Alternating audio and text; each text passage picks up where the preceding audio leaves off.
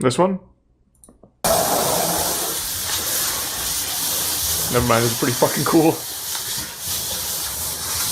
How does a mistake like this even happen? And it's like super hot too.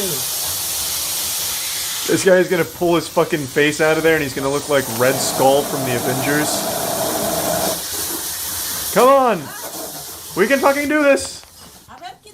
Is there just a fireman on the other side of that wall shooting a hose through and hitting him with it? That should help. Is that the end? Oh god! How is this happening? Oh lord, it's coming in again! Like a fucking submarine malfunction. You can do this! It's like when you hit a fire hydrant in GTA. Just turn the water off. Is this even a plumber? Is this just like your neighbor who said he can fix it? Even I know how to handle this. Come on! Here we are, we're back in the helm.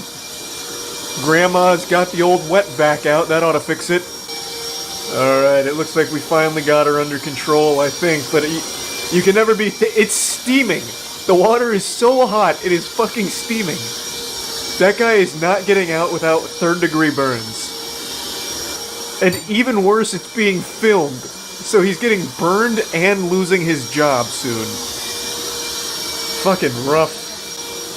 He is actually just getting reduced to ash in there. He's being cremated by this sink. Looks like we finally got it, though. Alright, now that we've boiled half the bathroom, looks like we're finally good. Nope. Spoke too soon? Every step she takes makes like a puddle of water blast out from her footsteps. Jesus Christ. It's like in Naruto running across. Oh god! Get out of there quick! You're in the danger zone! No! The rivers of hell have been unleashed again! Damn you! Quick! Grandma, get in there with the vacuum! Christ! We got a code red! Holy shit! Oh no! They need to cut the water off. Let's get another vacuum in here. Two's better than one. And maybe another plumber. Because a real plumber is better than whoever this guy is.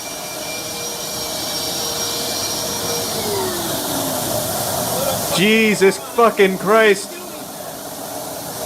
It's like a ride at Universal. Oh god. Oh, the apartment's already lost. Just collect your things and leave. It's over. It belongs to the sink now. Oh, here we go. He's got a big bucket. That'll fix it. Let's go. The reinforcements have arrived. The special tools are here. If we can catch all of the water, we'll win. It's a war of attrition. We'll just catch more water than it puts out. It's easy. Are you calling the police or something? What do you mean, what are the police supposed to do? I'd call the police in this situation too, like help. A fucking plumber is assaulting me with my own sink. Yeah, I can still hear it spraying. It's still going.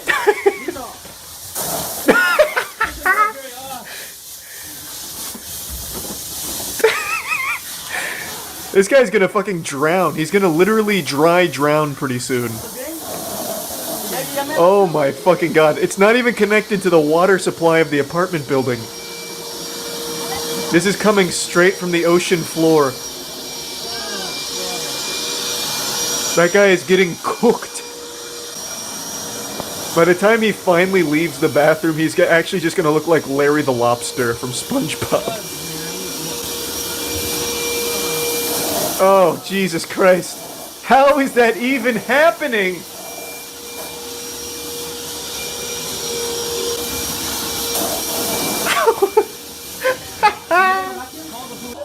Did we beat it?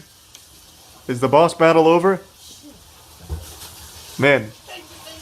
Water levels are always the worst, am I right? Jesus Christ. What a disaster. Oh, good idea. Reroute the water into the toilet. Now maybe if we're lucky, we can overflow the septic tank and have it shooting shit water throughout the apartment too. Yes. Oh, fuck! Oh, God, Jesus! Lord! We're back for more!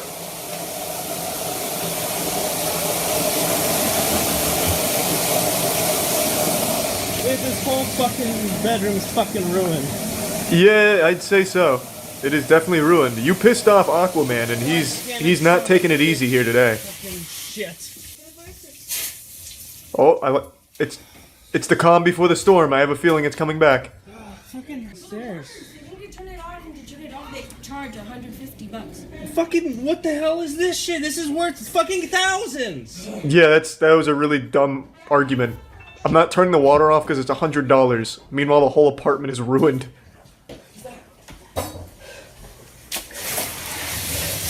Oh God, it's...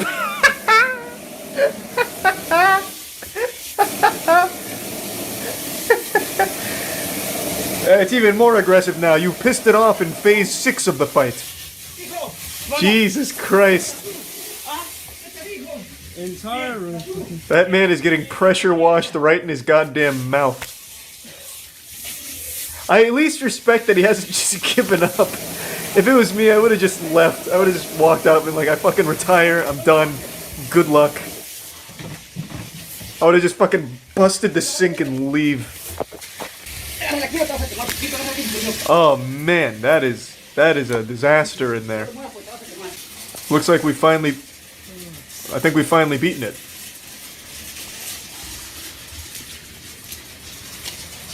Hey, at least we've stopped it before it caused any major damage.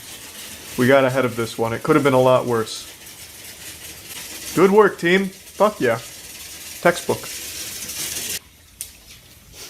I'm thinking maybe like a 3-star review on the plumber's services, maybe? No, the plumber... I don't think it was the plumber's fault. It must have just been something with the pipes. The plumber did everything he needed to. Everything by the book. The apartment complex requires a $150 fee to be paid every 30 minutes the water is turned off? Holy shit. So it's entirely the landlord's fault, and obviously the plumber. Wilmer, confident in his abilities and armed with his trusty 5-gallon bucket, knows that he will always get her return business if he pulls this off. He gets underneath the sink and unleashes a 90 psi torrent of steaming hot water. Hey, if anyone can handle 90 psi's of boiling water, it's fucking Wilmer. Wilmer ain't got no problem with that. His skin is made out of steel, goddammit. For all the morons who complain that I should have put down the camera and helped this waterlogged jackass, I chose not to help for liability's sake and instead document the incident. Absolutely the right call. I know for a fact, and it's probably not like this now, but I guarantee a lot of people are like, why the fuck didn't you help? Like as if he's supposed to do something. What he's supposed to do? Start doing like water bending techniques to put it back in the wall? Like there's not a whole lot of wiggle room for two people to be handling the same glory hole down there under the sink. So him filming is absolutely the best call. Plus, then if he helped and it still did this, he would then be lying. For a long time I've mentioned that parents of famous children, whether it be child actors or TikTok stars, YouTubers, whatever, are usually just some of the worst parents on the planet. Just straight up awful. You just hear time and time again about how these parents lead their kids down destructive paths in order to capitalize on their fame.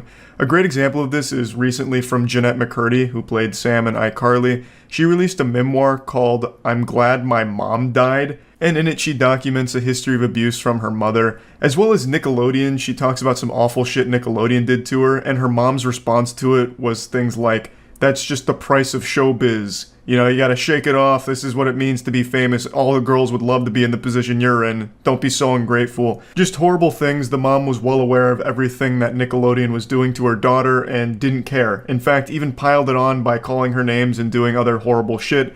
So she just sounds like Shao Kahn. And I know a lot of people were upset with the title of the book. It's kind of aggressive. I'm Glad My Mom Died. Not exactly a Dr. Seuss book title. but I think most people would be somewhat relieved when the boogeyman in their life passes, so I understand where the name is coming from after reading some of it. I haven't finished it, but it's really interesting and very fucking sad.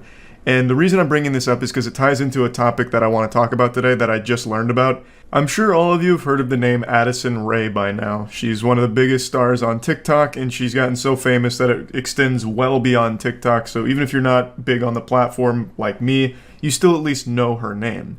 Well, her dad is a fucking weirdo, and he has torn apart their family for the sake of his own clout chasing. Can I get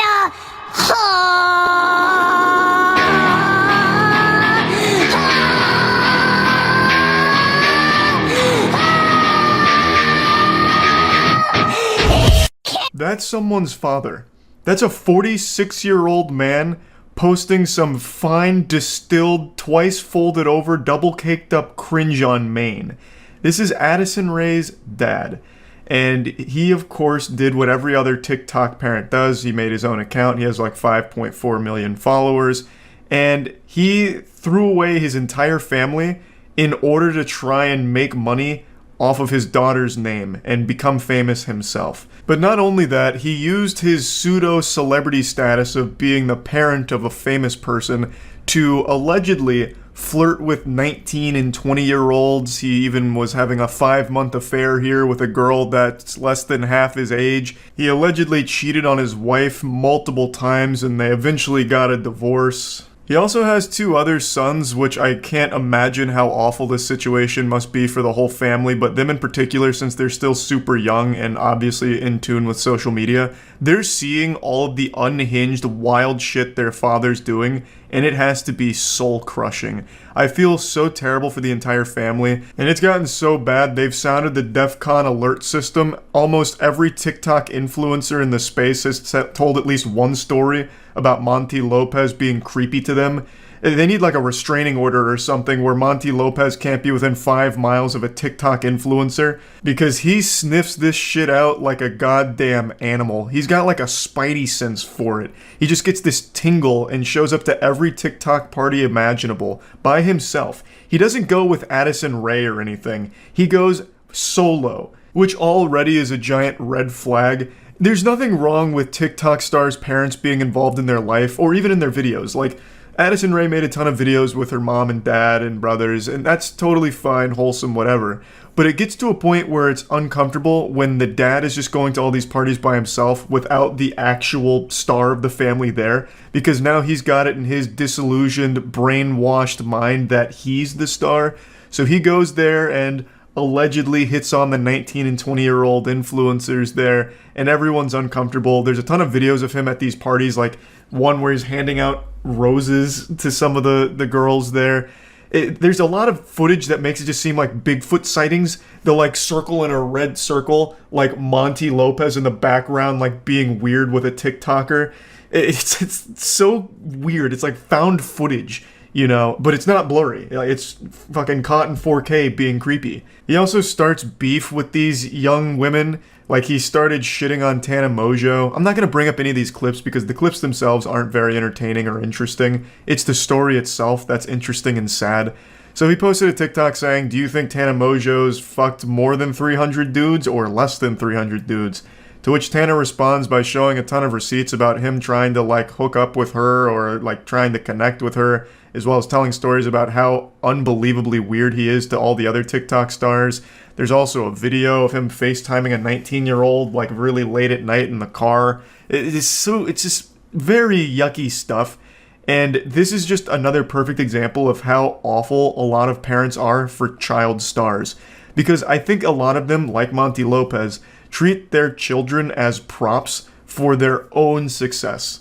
So Addison Rae gets super famous. Monty Lopez weasels his way into some of the videos, makes his own social media accounts, which get popular because he's the dad of one of the biggest stars on the platform.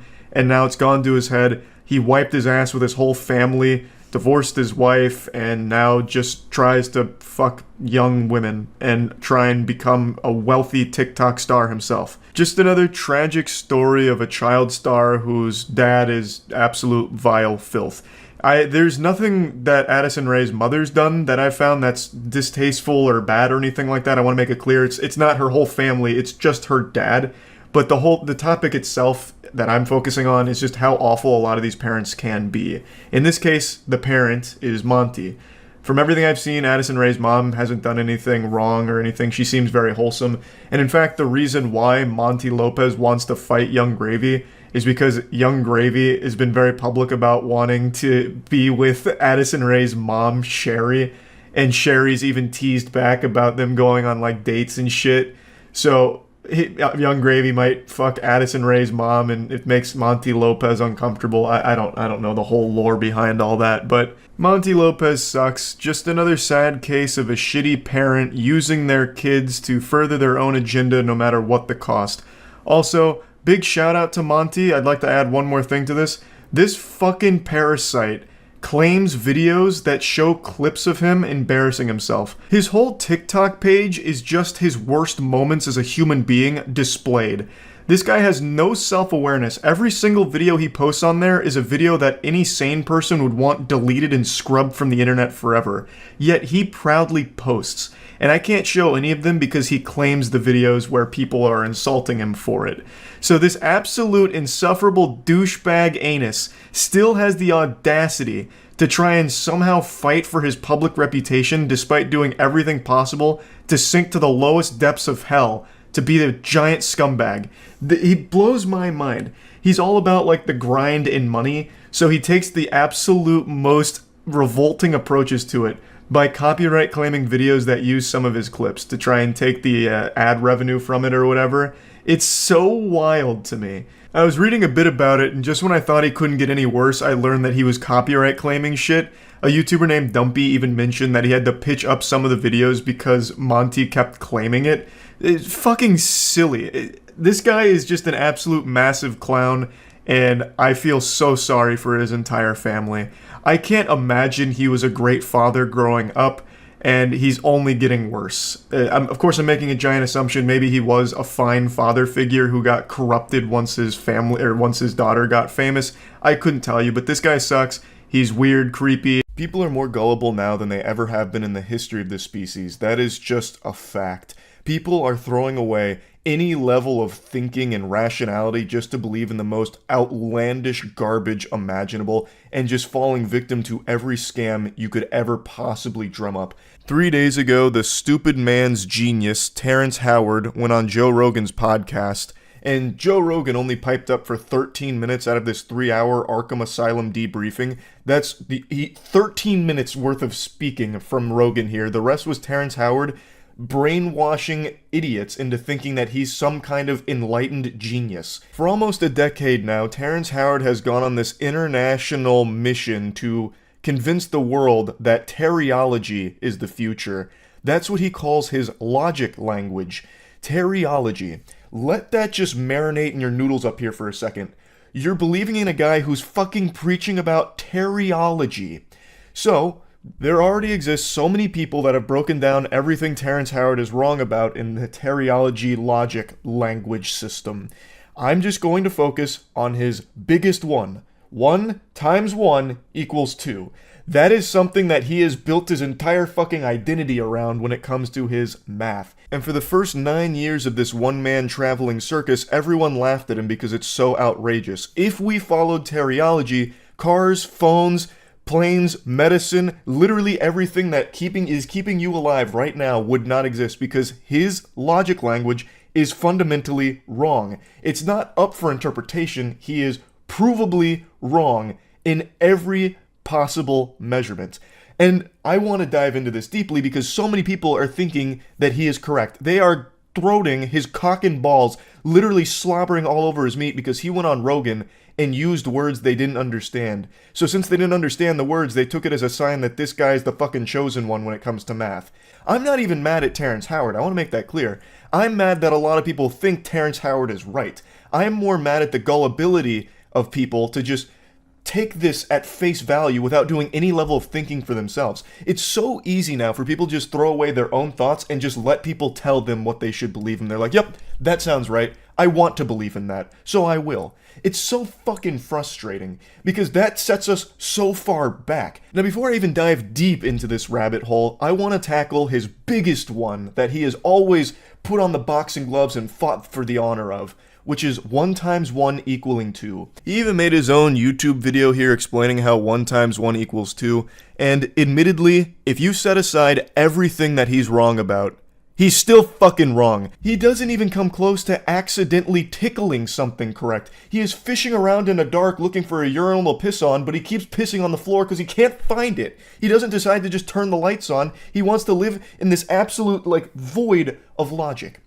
I am going to demonstrate why 1 times 1 can never equal 2. A 3rd grader could do this, and I'm going to break it down in a way that no matter how stupid you are, and no matter how much you want to believe in this concept, it can't work. In no dimension in the multiverse could this ever be a real possibility. So when you're saying times, when you're using multiplication here, you're talking about the groups of something. So one group of 1 is 1, but let's get more physical with it.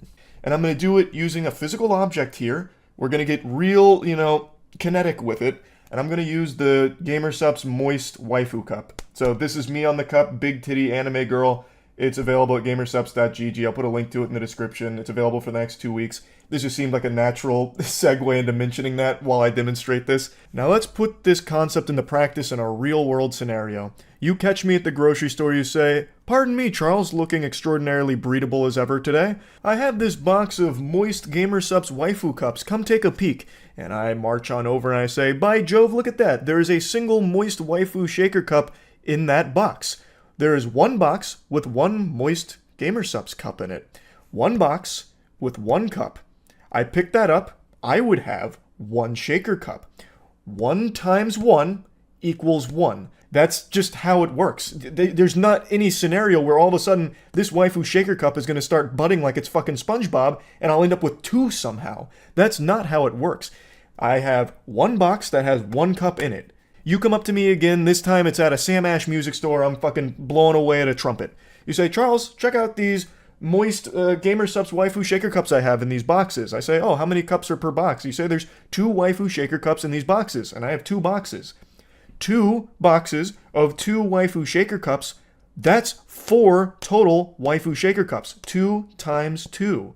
It's, this shouldn't be a hard thing for people to grasp. These aren't hard to understand, but when you have someone like Terrence Howard preaching just completely incorrect things, it's able to mislead people who want to believe in something different, that want to have this big paradigm shift in mathematics, which I don't really get. Why do you want mathematics to change? The only reason you're alive right now is because of that. You would have likely already been mauled by a bear, died from an infection, died from dysentery, wouldn't have made it past the Oregon Trail, way before you even made it to whatever your current age is, if we didn't have math. We wouldn't be where we are today. You wouldn't be watching this. You would likely be out there hunting and gathering and probably dying in the process. There is nothing that changes about this kind of concept when it comes to math. Now, it's important to note, I'm not a mathematician. That's something Terrence Howard and I have in common. But I think if I was a mathematician, most of you would trust me less. You'd think I'd been indoctrinated by big math or something to keep the genius revolutionaries like Terrence Howard down when it comes to these innovative concepts of new math. No, an actual child could prove why 1 times 1 will always equal 1, and never 2. It doesn't take a genius to prove that Terrence Howard is wrong. It takes an ordinary person using their own brain a little bit, and Terrence Howard is hoping that you're not one of those people that think for themselves. For some reason, we've entered the age where people don't trust experts anymore. The individuals that have dedicated their lives to a certain subject like math now have the most scrutiny from the average ordinary person, thinking that they're wrong and evil. There must be like a puppet master behind the scenes controlling the experts. Instead, the average person would rather put their faith in someone that has never studied math and never done anything properly in the subject that they're preaching about, like Terrence Howard.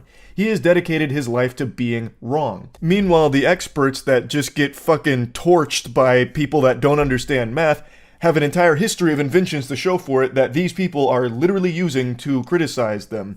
These inventions that they take for granted is the product of that math, not Terrence Howard's teriology math. If teriology was the correct mathematics, Where are those drones that he was talking about for Uganda? Where is all of the potential huge breakthroughs using teriology? Where are those inventions? Now, over a year ago, I did make a video on Terrence Howard going over some of his more ridiculous and embarrassing moments. I'm not going to really harp on those here because a lot of people went from Joe Rogan to that video and said that I was just attacking him on like a personal level or something, which I really wasn't. I was just explaining why a lot of this is so silly and I was making fun of it, as everyone used to do back when we used to think for ourselves instead of just be spoon-fed all of our opinions. So, what I did talk about in that video is something I'm going to briefly mention though. He tried to scam all of Uganda by promising them these drones that literally just don't work. I'm just going to play you a clip from that again to remind you that Terrence Howard uses this math in pretty nefarious ways from time to time, like in the case with Uganda drones from the hydrogen proton geometry. Was there for 2 years until I saw that there was an inconsistency with the math there. And so I went out to explore a new way of understanding how the universe works, and I was able to define the grand unified field equation they've been looking for and put it into geometry. Once again, just a friendly reminder, there is nothing more consistent than 1 times 1 equals 1. To represent it one more time, I have one box with one waifu cup in it. 1 times 1. The total waifu cups is 1. One box has one of these in there. There is one of these in total. And then with that geometry, I was able to put props on that. And what I'm saying is now we have invented a new form of flight that I would like to bring here to Uganda to replace the drones, to replace the helicopters, to replace the planes. This is the geometry of hydrogen. Of hydrogen. Hydrogen. This is the proton itself. So any bond that hydrogen can make, our linchpins are able to make. It's been 2 years since this, and it doesn't seem like Uganda's any closer to having those Terrence Howard promised hydrogen proton geometry new flight machines that reinvent flight as we know it. But maybe it's just a project that takes a long time. Maybe he's at Area 51 right now cooking that shit up with the aliens. Who's to say? There's just no updates on it. So I'm excited to see Terrence Howard's update on these hydrogen proton geometry flying machines. But let's be fair here. Let's take a peek at both sides. Terrence Howard actually did publish something trying to prove that 1 times 1 equals 2 and that the world of science and math is wrong. You can read through the whole paper yourself if you'd like, and hopefully you'd come to the obvious conclusion that he is still incorrect in everything that he's breaking down here. He's using all these incredible leaps in logic to get to his conclusion. What I want to highlight, though, is in his own paper here, he has a whole section dedicated to the Anunnaki Sky People. Some call them the Anunnaki, the Sky People, whoever they were that gave naive generations some 6,000 years ago a multiplication table and a flat view of universal geometry. They gave that poor, misguided people a false axiom upon which to build their world. In a paper that's supposed to all be about logic and math, where the fuck did the Anunnaki Sky People come from here like a jump scare? What in the world? That should immediately trigger your bullshit alarms. That is unhinged to include in this. Like, it showcases that he fundamentally doesn't even understand where math comes from in the first place. He makes it seem like math is something that was given to us. Math is not an invention. Math is a discovery. It's something we learned. It's not something that we created based upon an Anunnaki Sky People gift. A ruse from the Anunnaki. Also, I love how he can just slide in whatever nonsense he wants without any type of citation or proof behind it.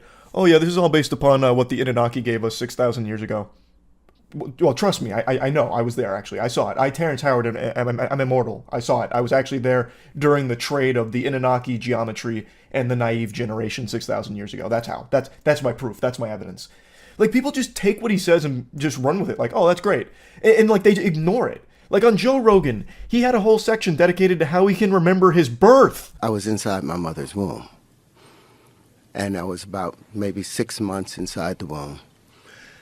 And I'm like, okay, don't forget I'm here. Okay. Don't forget. You go to sleep. You wake up again. Now something's moving in front of you. And you're like, oh, that's my friend.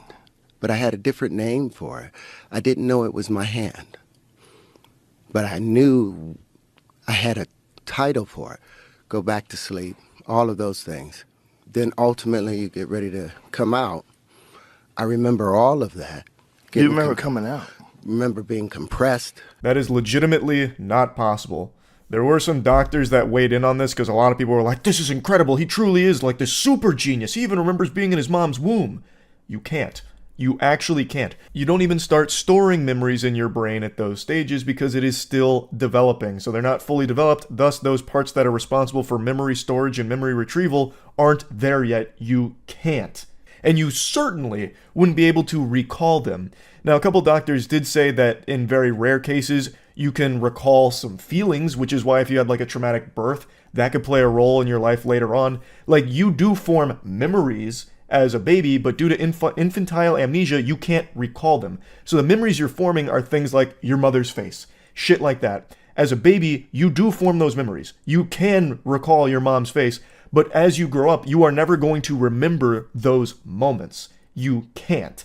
Except in like extraordinarily rare cases, which don't have a ton of documentation surrounding or proof around, but there are a couple of cases where people do claim that they can. But in Terrence Howard's case, not even those extraordinary circumstances go as far as him, where he's remembering in the womb and saying to himself, don't forget, and then giving a name to his hand. That's just ridiculous. And then he says that the proof of this on Rogan is that when his wife was pregnant, he'd shine a light on her belly and then play music. And he did that for like a week, and then he stopped shining that light and playing the music, and then the baby's hand pushed on his mother's stomach. That was his proof that Terrence Howard remembered everything in his mom's womb. Once again, a complete misunderstanding of the things that he's fucking talking about with it. And there were a lot of people that said like, oh, that was a really weird section, but he was right about everything else. Why are we ignoring things like that? That is not something you should ignore. That is very clearly a red flag in the logic and the person behind the logic. It's ridiculous. Like, they're like, oh, no, he was definitely weird about the whole remembering being in the womb nonsense. But he was totally right about gravity not being real. Like, disproving gravity, he fucking nailed. And 1 × 1 = 2, absolutely on the money with it. Been saying it for years. It's so ridiculous. People just want to believe in the most, like, I don't even know the right word for it. The most over-the-top special ideas just to feel like they're smarter than everyone else. At least that's the impression I get. Because there is no way you would ever logically reach these conclusions unless you just wanted to believe Terrence Howard because it's fun and it makes you feel special. That's the only way. Because if you ever try and employ any of these in the real world, they fall on their fucking face. Again, 1 × 1 never equals 2. So if you ever try and use any of the teriology in your day-to-day life, it's not going to work. You're going to be left high and dry with your dick in your hand. It's not going to function. It can't. It doesn't. And for some reason, we are now in this age where people are just like, it doesn't matter. He's probably still right. Like, what the fuck? It's so stupid and frustrating. It really is. Like, again, I'm not even mad at Terrence Howard. Like, it's not a crime to be dumb. And it's not wrong to, like, pursue things outside of the already established, mainstream belief system. I think that's extremely important to a healthy society, always challenging the things that you're given. But this is the exact opposite. People aren't challenging what Terrence Howard is feeding them. They're just accepting it with a fucking smile on their face and not asking any questions. Terrence Howard pursuing this is not the biggest deal in the world to me. In fact, I do think in a lot of cases that can be really helpful. If someone goes out and challenges like some really well-established theories or whatever, like, let's see. It's always important. But he has come back with incorrect conclusions and still preaches about how everyone else is wrong, without ever demonstrating why he's right. He has nothing to show for his teriology. No creations, no inventions, nothing. So it should immediately right there stop for him and be like, okay, you know what? This was, a fruitless endeavor. I didn't get anything out of this. Maybe the math that we have is correct and is consistent because look at all we have to show for it. Look at all of this around us. We're surrounded by the product of mathematic breakthroughs. And Terrence Howard's math has nothing like that. So it should have come back like, okay, it was worth a try, didn't happen, we move on. And then he could have gone into different avenues to pursue more knowledge or more discoveries, but he hasn't. He has locked himself down to something that is completely false, and he's taking as many people with him as he can. And I think that shit sucks. People need to stop just taking in other people's perspectives as their own and start actually just thinking for themselves and putting into practice the things that they're being told to see if they make sense and if they're right. That's it. I mean, that's really about it. I've said for a long time that parents of child superstars are often very weird or just downright evil. and today I'm going to show you a man that's a combination of both, but Professor Utonium accidentally added an extra ingredient to the concoction, chemical cringe, and created the worst dad in TikTok and YouTube history, Monty Lopez. I made a whole video about this guy a month ago. He's the dad of Addison Rae, one of the biggest TikTok stars in the world, and he has used his daughter like a goddamn piggy bank that he taps into for clout. This guy lives vicariously through his daughter's success, and he has thrown away his entire family in order to ride on the fart fumes of her fame. So, Monty Lopez has been going to like TikToker parties, even without Addison Rae being there, just going solo and hitting on some of the TikTok stars there, as well as even handing out roses to some of them. He'll FaceTime 19-year-olds at like 3 a.m. sometimes, and it's just become a very well-known thing that Monty Lopez is a fucking creep. And he's doubled down on this. He cheated on his wife. He had a mistress who was less than half his age. He's 46 years old, but I think he has the brain of a 16-year-old boy. It is pathetic, and it just keeps getting worse. So yesterday, well, 2 days ago now, he posted a diss track on Yung Gravy. Yung Gravy is a very large artist now who's been really popping off recently, and even was hooking up with Addison Rae's mom, Monty Lopez's ex-wife. So that made Micro Penis Monty very upset, and the two had beef, but it was very one-sided because no one really gives a fuck about Monty Lopez. He's just like this little pest that kind of flies around. He's like a goofy side character in a filler episode of Naruto that no one remembers, but then when he does appear, people kind of laugh at. But anyway, Monty Lopez made this diss track on Yung Gravy, and I just wanted to show you a little bit of it and talk about it because this is really something special.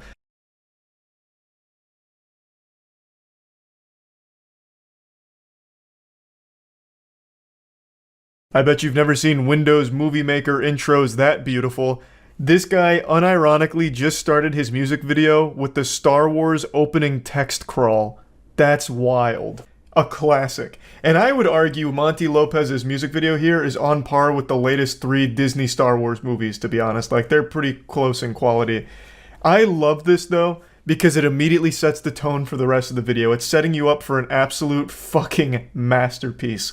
A long time ago in a galaxy far, far away, somehow Monty Lopez returned with a banger, a fire diss track.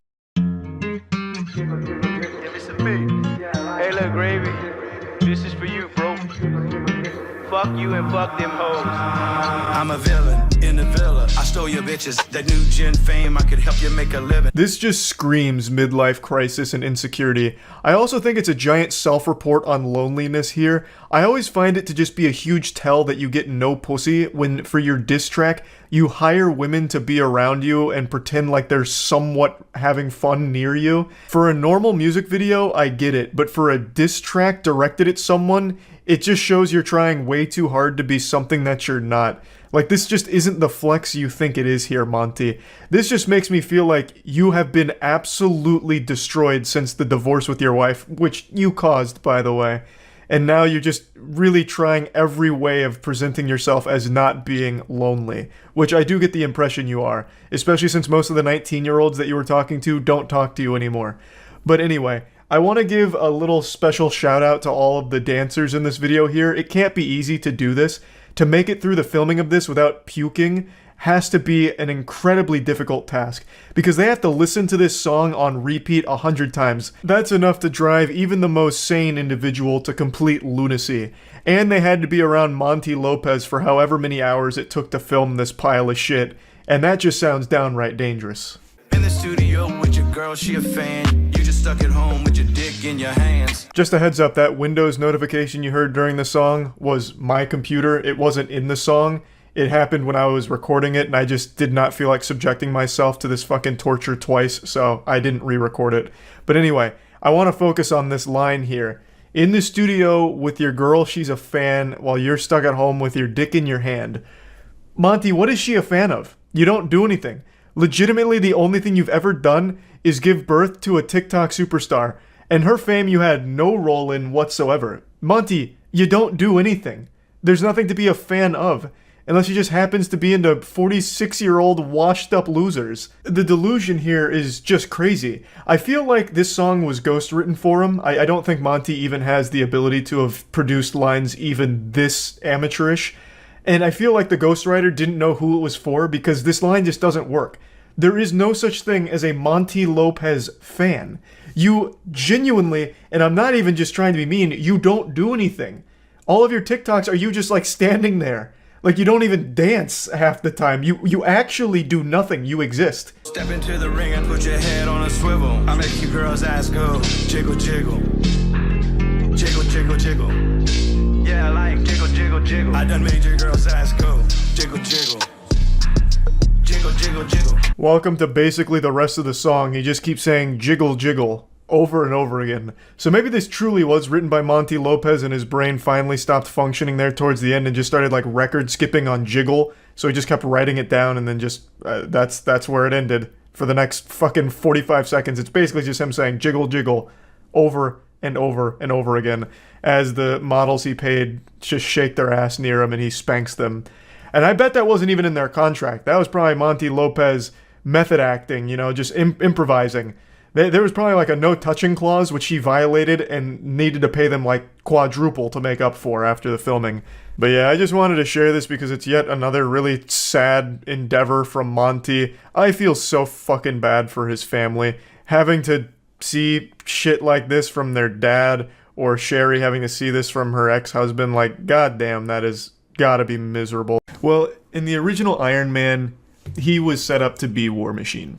So Terrence Howard is a very popular actor. He's been in a lot of big things, but the one most people know him for is his role in Iron Man.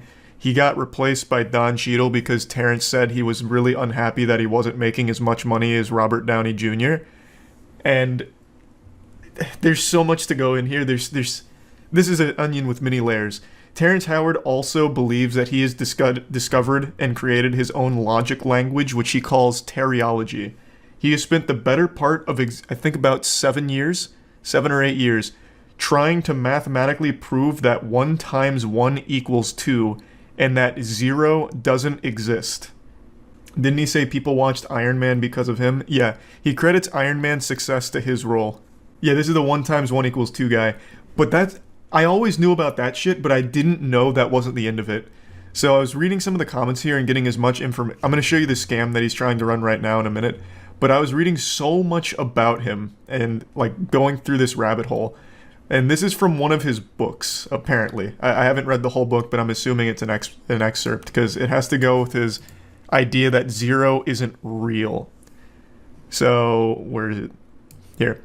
I made that statement, there's no such thing as 0. He looked at me with a puzzled look upon his face, and the professor said, let's say you had an apple, and I had an apple, and you gave me your apple. How many apples do you have? I said, I have 2 apples. He said, you don't understand, you gave me your apple. I said, no, you don't understand. Actual, I'm 14 and this is deep shit. As long as you are still inside this universe, whatever you have, I have. Because everything in this universe is connected to everything else. Even if you could take my apple and place it into an adjacent universe, I would still have 2 apples because as long as the universe is touching this universe, then everything in that universe is still connected to and influenced by every single atom in this universe. Therefore, my giving you my apple is paramount to me transferring my apple from my left to my right hand because all things are one. So using his own logic language here, he should have no right to be whining about not getting paid as much as Robert Downey Jr. because basically Robert Downey Jr.'s money is his money. That's the argument he makes here. The man is a walking contradiction of his own dog shit logic. Okay, but that was years ago. What? No, he still does this. What? Look, this is from 2 days ago. Was there for 2 years until I saw that there was an inconsistency with the math. there. Yep. And so I went out to explore 1 times 1 equals 2 of understanding how the universe works, and I was able to define the grand unified field equation they've been looking for and put it into geometry. And then with that geometry, I was able to put props on that. And what I'm saying is now we have invented a new form of flight that I would like to bring here to Uganda to replace the drones to replace the helicopters, to replace the planes in which to build this. Now, this is the geometry of hydrogen. Of hydrogen. Hydrogen. This Yeah. is the proton itself. So any bond that hydrogen can make, Goddamn our right. linchpins are able to make. So we're talking about unlimited bonding, unlimited predictable God, it's like an anime. structures, supersymmetry. And So many the buzzwords. linchpins are now able to behave as a swarm, as a colony that can defend a nation, that can harvest food, that can remove plastics from the ocean, that Can do give anything. the Can fuck your own children of wife. Uganda and the people of Uganda an opportunity without having to have our young men lose their lives. All thanks to the hydrogen linchpin bonding geometry that he was able to discover. See, I don't know what you're talking about, but that was years ago. He still believes this and does this actively. This was 3 days ago at a conference, trying to sell them on a scam. And this was back when I first found him. He published a paper on 1 × 1 = 2. And he posted it on Twitter to get laughed at. Oh, another really interesting thing. This one's more sad than interesting, honestly. Terrence Howard, when he was a child, witnessed his dad stab a guy to death at a mall during a Santa Claus showing. They called it the Santa line slaying. I had no idea, but I learned this yesterday. When Terrence Howard was a child, him and his father were in line to sit on Santa's lap, and his dad got into an altercation with another guy. I think his name was Jack Fitzpatrick. They started arguing. Jack Fitzpatrick eventually pushed Terrence Howard's dad against a wall, and then they got broken up, and then Terrence's dad got some sharp object. No one knows whether it was a knife or if someone gave him something or whatever, because there was apparently a story about how a bystander gave him a nail filer to fight back, and he took the sharp object and stabbed him a lot, and he died. And it's called the Santa line slaying. And Terrence Howard is so shameless that he went on Oprah's show and told a complete fabrication of the events that happened, so much so that Terrence Howard's own dad came out and basically just called him a lying clout chaser. Why would you stab someone who you just met? You make it sound like it was at Thanksgiving or something. They got into an argument, and apparently both parties were at fault. They both got rowdy, but Terrence Howard's dad took it much further than the other guy, clearly, and stabbed him to death. All over cutting in line during a Santa Claus event at a mall. Oh, this is also a really cool quote that people always give thanks for. If 1 × 1 = 1, that means that 2 is of no value because 1 times itself has no effect. 1 × 1 = 2 because the square root of 4 is 2. So what's the square root of 2? Should be 1. But we're told it's 2, and that cannot be. Fucking poetry, man. That's so deep. This man is traveling through dimensions with this advanced mathematics. That paragraph would fool 60% of Americans into thinking it's accurate. No, you're actually wrong. So, and I understand, like, Americans super dumb, and I've been on Twitter, so I think everyone's kind of fucking dumb to some level. But even Terryology, nobody besides Terry believes in. So Terrence Howard, like I said, has spent the better part of like 7 years trying to prove his logic language, 1 × 1 = 2, 0 doesn't exist, all these things. And it's called Terryology. And I believe he even patented it. Nobody, not even his most brainwashed fans, believe in it. They still laugh at him for it, to this day. I really want to find the tweet, though, because in his own paper that he published to prove 1 × 1 = 2, he put in an entire section of fan fiction about the sky people, the Anunnaki that once indoctrinated us into believing 1 × 1 = 1, or something, whatever the fuck it was. I need to find that tweet. It was somewhere in these comments. So this is his paper on 1 × 1 = 2. And in this section right here, he starts talking about the Anunnaki sky people in his own, like, actual published paper to try and debunk incorrect mathematics. Some call them the Anunnaki, the sky people, whomever they were that gave that naive generation some 6,000 years ago a multiplication table and a flat view of universal geometry. They gave that poor misguided people a false axiom upon which to build their world. A false axiom that would behave almost as a bumper for our infantile-like species. A tutor, as it were. A false axiom that would allow for a measure of growth and productivity for that civilization, but would inevitably lead to failure and its inevitable collapse. Unfortunately, the later generations would eventually come to inherit this once thriving Mediterranean metropolis that includes, and not so lucky, entire world. Now for the last 5,000 or plus years, our ancestors enslaved our thinking with that dogma for generations upon generations, leading down to our great-grandparents, and who, in like manner, indoctrinated their children, who in turn would help the newly formed system called tradition to propagate this false truth to the rest of the world. This is a paper he published to try and prove 1 × 1 = 2. And that is in the paper. Holy fuck, this guy is based. I'm a teriologist now. Hey, man. Nothing but respect to all the teriologists out there.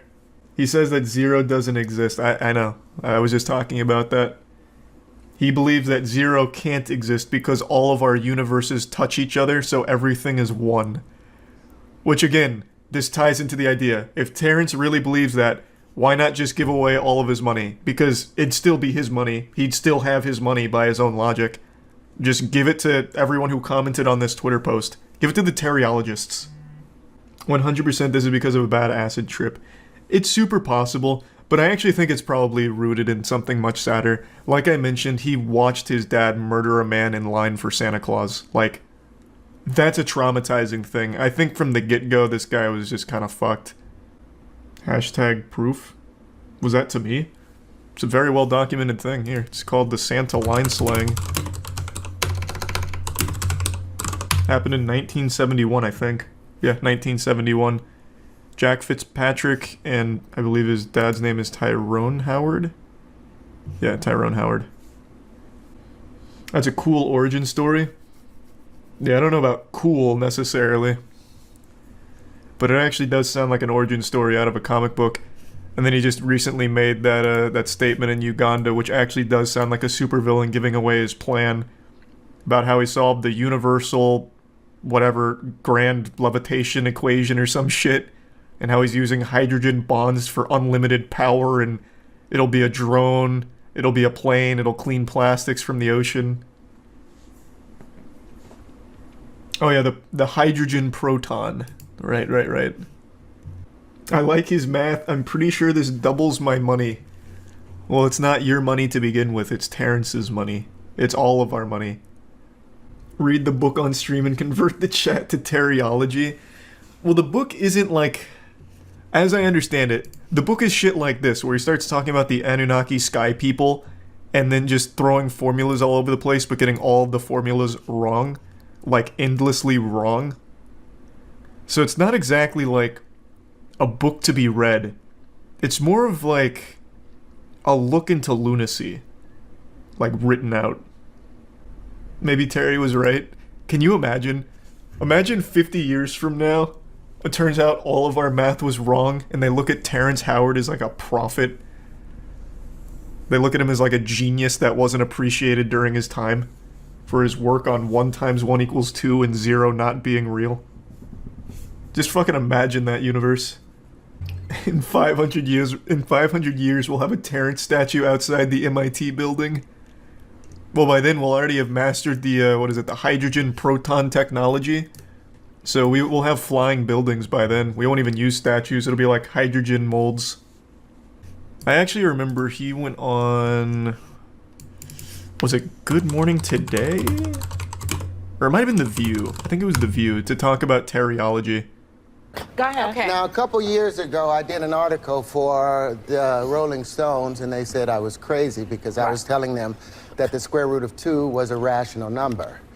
This is the proof that the square root of 2 is a rational number. Well, you went to Oxford to present. Fuck, now I see it. About the point where 4 bubbles meet equally and oppositely. Can I touch it? Yes, and it's where 12 planes meet. This is an undiscovered geometry that I'm now making known to the world here on this show. Isn't that fantastic? Yeah! Well, when I was at Oxford, I love that geometry. they were so upset Our entire world economy is based on 1 × 1 = 1. So if you can prove that an action times an action equals a reaction, which science proves, then 1 × 1 must equal more than 1. And to have the physical proof of it, that kind of shakes things up a bit. Well, you're a shaker-upper. Well, that's the Oxford. Thank you. I guess they don't like I think The View, and like maybe just talk shows in general, are one of the most detrimental things to the American household that we've ever had. Second only to like Twitter and shit, I would say. It just platforms absolute insanity. It's wild. Like, it's baffling. They don't even bother to even, like, ask the most general questions like, well, how? Can you prove it? Are you sure? Really? They're just constantly sucking dick all the time for whatever guest they bring on. Blows my mind. So here's my question for you, because we were talking about immigration before on the panel, and I'm a child of Italian-American grandparents my mother was born here. Okay, well, I guess we're done with teriology. They steered that topic away real quick. Tony Stark himself taught Terry that 1 × 1 = 2. Yeah, he should really credit Tony Stark somewhere in this paper, but I don't think he does. No respect. It's just such a fascinating rabbit hole. I implore anyone who likes wild, wacky shit. I know Thanksgiving's right around the corner, but I'm too excited. By golly, I tell ya, I can't wait, so I'm serving up the turkey early.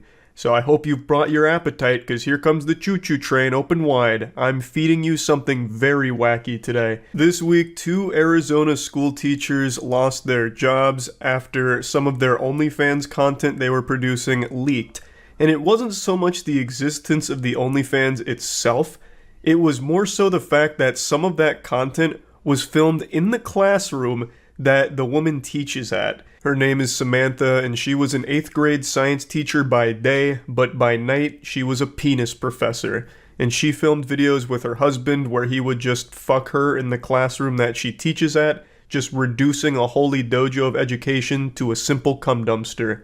Now, in response to all of this blowing up, she's come forward with another video, but this time she's not getting her ass spread open, she's spreading her side of the situation. So, she has this video that explains why she did all of this, as well as going over how everything unfolded, and I'd like to share that with you all, as well as going a bit deeper about the situation, because it's maybe even a bit more than wacky. This is starting to teeter on the edge of being pure silliness, even, I dare say. I created a content at the beginning of the summer in order to earn extra money on the side to help pay for our basic necessities that our salaries were no longer meeting. So she starts by explaining that teacher salary, especially in Arizona, is dog shit. And you'll get no argument from me there. Teachers get paid in popsicle sticks, basically. I think their salary is laughable compared to the work they're expected to do and how miserable the job can be. You make more money boosting League of Legends accounts every other weekend than you do as a full-time teacher. It's fucking ridiculous. I think it's just sad. And her husband is also a teacher, so a 2-teacher salary isn't exactly like hitting the jackpot. That's not an infinite money cheat code or anything. So she says that her and her husband started to struggle with being able to meet the basic requirements for their family and their children, which is why she looked for alternative income methods and chose OnlyFans. But then the question still exists of why do it in the fucking classroom that you teach your students at? It makes no sense whatsoever. I chose an anonymous name as well as blocking the entire state of Arizona on my OnlyFans so that it wasn't accessible to anyone living in the state. I didn't even know this was something you could do. I had no idea our technology was this advanced where you could just ban an entire state from checking out your OnlyFans. It makes sense that she tried this approach here, so that way no one in the immediate area would ever find it, but clearly something went awry. The technology must not be bulletproof because they still found it, and rather easily, it seems. Just listen to this. One student reportedly told his mother that his teacher was spread over his desk. What a crazy conversation that must have been. Just picture yourself being that kid. You're hanging out, sipping your apple juice, just a normal 8th grade day, and a friend of yours sends you a link to a video your teacher filmed and says, "Isn't that your science teacher, Miss Samantha?" So you click it, you open it, and there it is. No secrets left. Your teacher is being spread like butter on toast, and it's on your desk. You just sit there thinking to yourself, oh man, I did algebra on that desk. And then imagine going into school on Monday and coming right up to that desk, like you'd have nothing but like these war flashbacks, these visions of cheeks being clapped on your desk as a tear streams down your face. I'm also curious how many desks she was fucked on top of, because in another report someone said, "That was my friend's daughter's desk and she is mortified over the situation." It really seems like no desk was safe in this situation here. And I have to wonder, did they like clean up after themselves or anything? Because they didn't set it up like it was a scene out of Dexter where he puts up like all of the, sterile environment, like surgery operating room kind of shit. They just went in there raw and like in the actual classroom and fucked. Did they at least bring Clorox and wipe off the desks when they were done using it? Or did students then go into that classroom after the weekend and wonder why their desks smelt like asshole? This whole thing just doesn't make any sense. But you know what does make sense? How great my G Fuel flavor is. Divine Peach. Anyone that's tried it has had their lives improved for the better, I have no doubt about that. And now I'm happy to report that the cans are here and they're a GNC exclusive right now for stores. So if you want to find your closest GNC, there's a link in the description for that to pick up a can of Divine Peach. Now I've mentioned this on stream, but I'd like to mention it here as well. The caffeine content on my flavor is 140 milligrams as opposed to the standard 300 milligrams for other cans. And I'm really happy about that because that's the caffeine that I prefer. So I wanted to bring that to your attention as well. And there's also a sweepstakes going on right now for anyone who buys a can and takes a selfie of themselves dressed as me. You stand to win a G Fuel mini fridge or a 12-pack of Divine Peach. The video that was created and advertised was made after contract hours on the weekend. No minors were ever present or involved in the videos.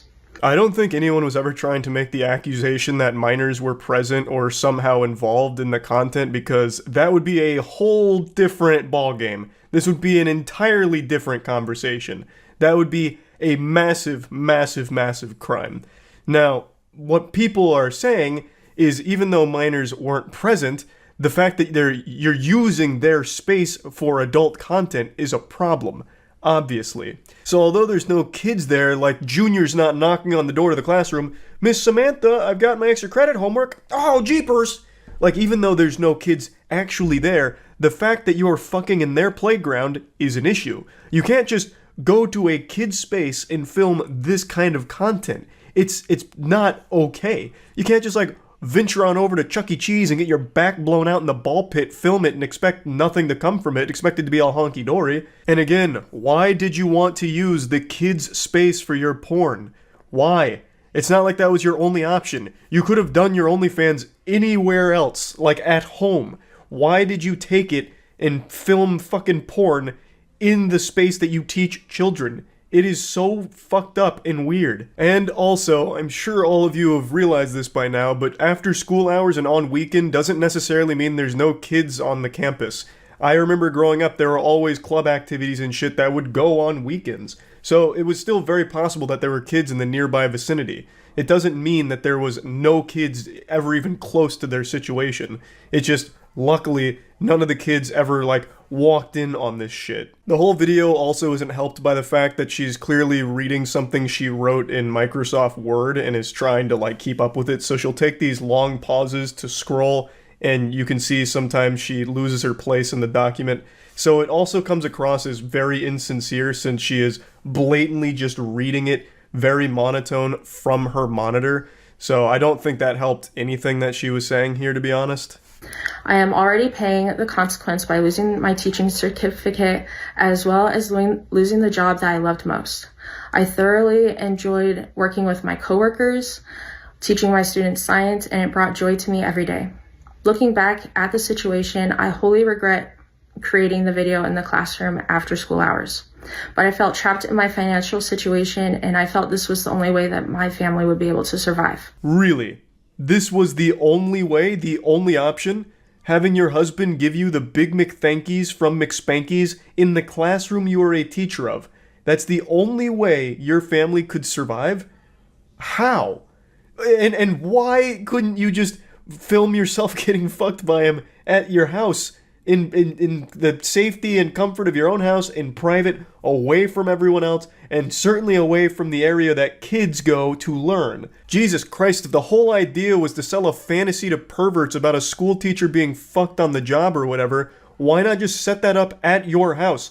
Just get a little desk, a TI-85 calculator, and a ruler, and then still have your husband give you the business there, away from actual schools.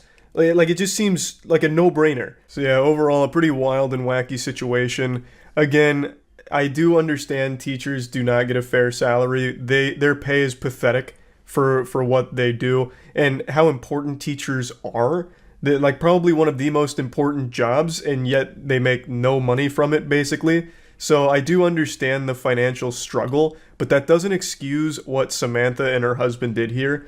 All of their actions fucking in the classroom that they teach kids at is despicable and sick. So it's no excuse for their actions, but I've recently been on a streak of sharing good news with all of you, positive, silly, or wholesome things. But just like my wrist when I was 15 playing in a wiffle ball game, it's time to break it. I have to share this story here. The streak is coming to an end. How many of you know the name Christopher Schultz? I imagine not that many of you, unless maybe you see him in the comment section on Pornhub or something. He is a deplorable degenerate, worst dad of the year. Earlier this year, he killed his 2-year-old daughter by leaving her in a hot car. 109 degrees. She was left in the car for 3 hours, so he could go inside and do some online shopping and watch porn. And also played some video games, no doubt bottom fragging in whatever game he was playing, and for 3 hours, he left his daughter in the car to die. So I'm being treated like a murderer? No. I just lost my video. Not at all. I know that. And I know this isn't easy for you. That's why I'm trying to be straightforward and honest with you, okay?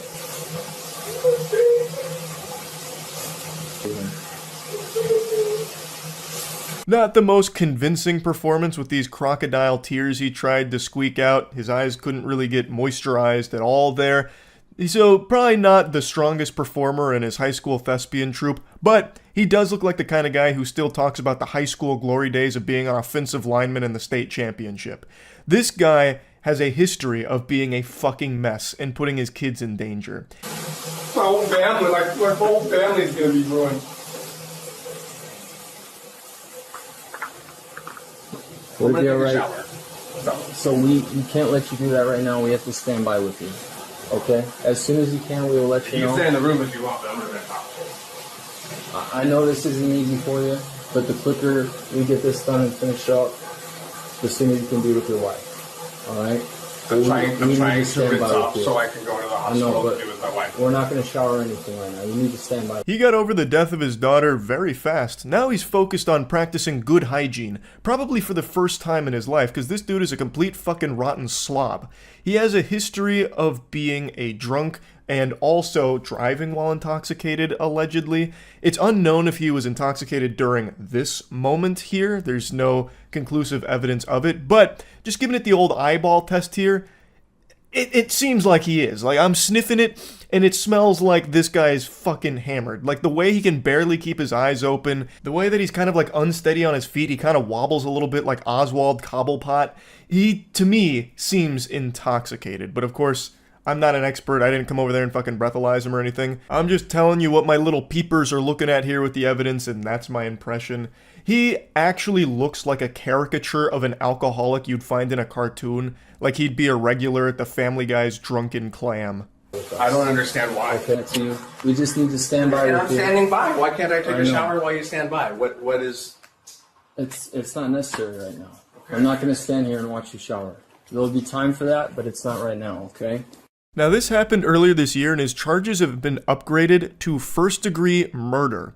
And the reason for that is, he claimed that he left his daughter in the car because she was sleeping and he didn't want to wake her. But it turns out he has a history of irresponsible and dangerous behavior towards his children, including previously leaving them in cars. And in this case, he said he left the car running, but that he also knew that the car had a safety feature that would turn off the engine after 30 minutes. He said he knew from previous experience. He also tried to claim that he got home at 2 p.m. in order to make it seem like it wasn't that long with her trapped inside of the vehicle. but surveillance camera footage confirms he got home at 12:53 p.m., so the girl was in the car for 3 hours. It wasn't until his wife got home at 4 p.m. that her unconscious body was recovered. So his Weasley slimy little story doesn't work, and he openly admits that he knew the car would turn off.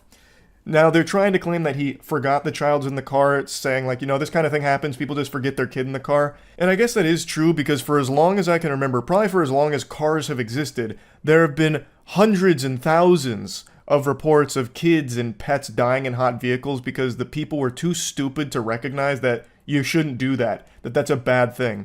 So yeah, I know that is correct. People do forget their kid in the car sometimes, but that's not a good excuse. That's for the most dangerously moronic of society, and I don't think that that somehow should, be okay. Like, they made a boo-boo, what a mistake, a whoops-a-daisy moment. We can't throw them in jail for that. Yes, you should. That is too stupid to be allowed in society. You are a danger to the people around you for being such a fucking idiot. Like, I think that is not a good defense at all. Even if that is the case. I don't know if he planned to kill his daughter here. There's no way I'd be able to tell. But regardless, his irresponsible, dangerous actions led to her death. That is an irrefutable fact. And he needs to face the harshest possible consequences for that. And there's a lot of messages that confirm that this guy is just a complete fucking menace. You haven't shown me you can stop putting the girls in danger or not treat me badly. Even yesterday, you drove home drunk with 2 minors. I've been asking for 3 years to cut back and it's actually gotten worse. You replaced cocaine with alcohol. He repeatedly put their children in danger over and over again.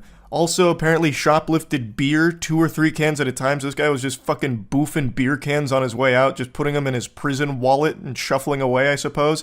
And there is also numerous incidents where children were wandering around the neighborhood unsupervised without Schultz knowing they were out of the house. On the day of the child's death, the police gave a timeline. The 2-year-old had been in the car for more than an hour and 10 minutes when Schultz began browsing the internet. A computer search shows over half an hour. He visited a shopping site, then spent 5 minutes watching pornography videos. No one removed the child and tried to save her until her mother came home at around 4:15 p.m. About 3.5 hours after police say surveillance cameras saw Christopher Schultz park the car and walk away. Also, according to his other 2 children, he had got distracted putting food away and playing video games.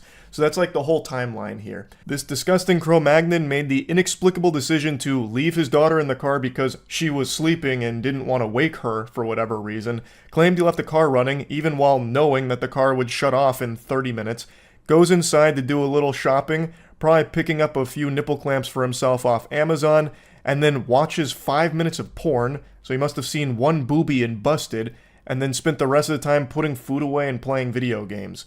All the while, his daughter was dying in that car. What a piece of shit.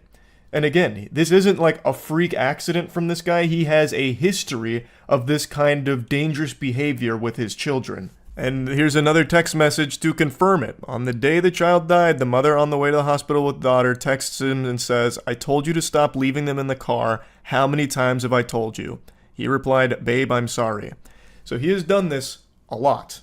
It's been confirmed by many others that Christopher Schultz left his kids in the car pretty frequently. I'm also going to throw this in here because I found it kind of sad when reading about this. Schultz's wife spoke during his appearance in court where he's pleading not guilty to the charges, and she spoke saying that she wants him back home with their other children to begin the grieving process. She also said he is not a risk to the community.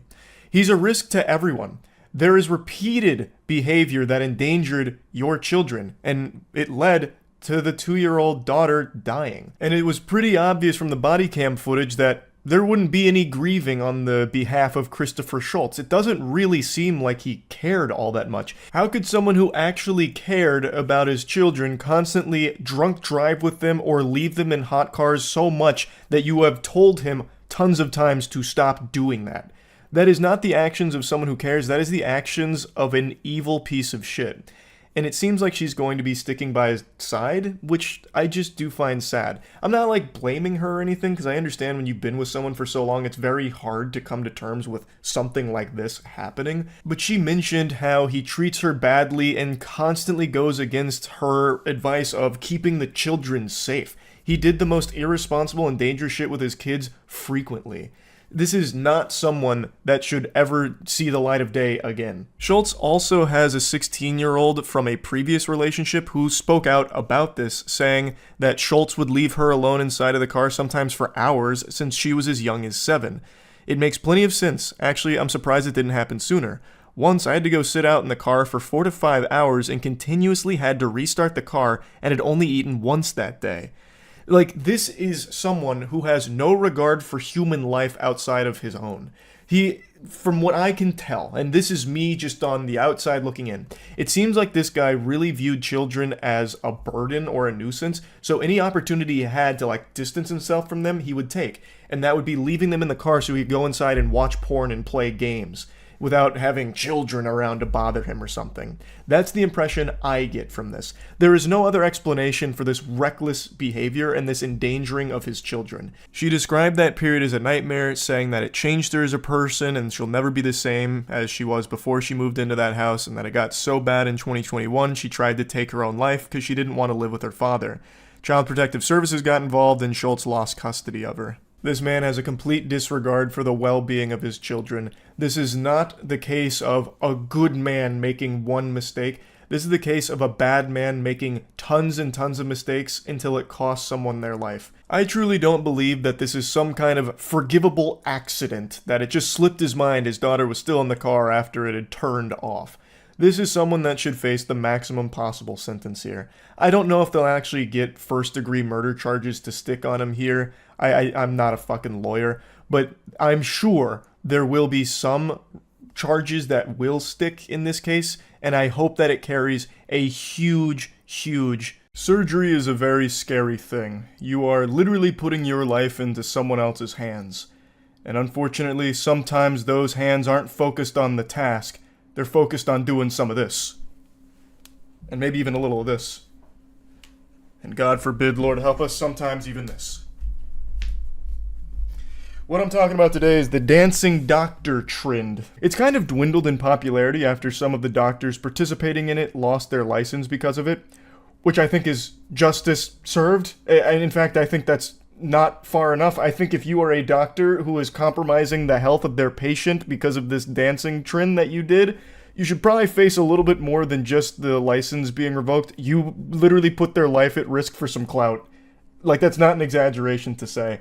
Now, this was a bit of a viral trend for a little bit. It actually predates TikTok. It actually was before TikTok, where for some reason some doctors got it in their fucking noodle that this would be like a really quirky, fun marketing thing for their practice, and somehow didn't recognize that this would scare the shit out of people, because no one wants their doctor to be the zany goofball who's going to, fool around during very sensitive surgeries. Would stop to film TikTok videos of them dancing with, like, pieces of their patients in their hands and using it as props, or just generally dancing or filming skits while operating on a patient. Just imagine that nightmarish scenario. You're about to go unconscious from the anesthesia, and as your eyes are closing, you hear the tick-tock 3-second countdown.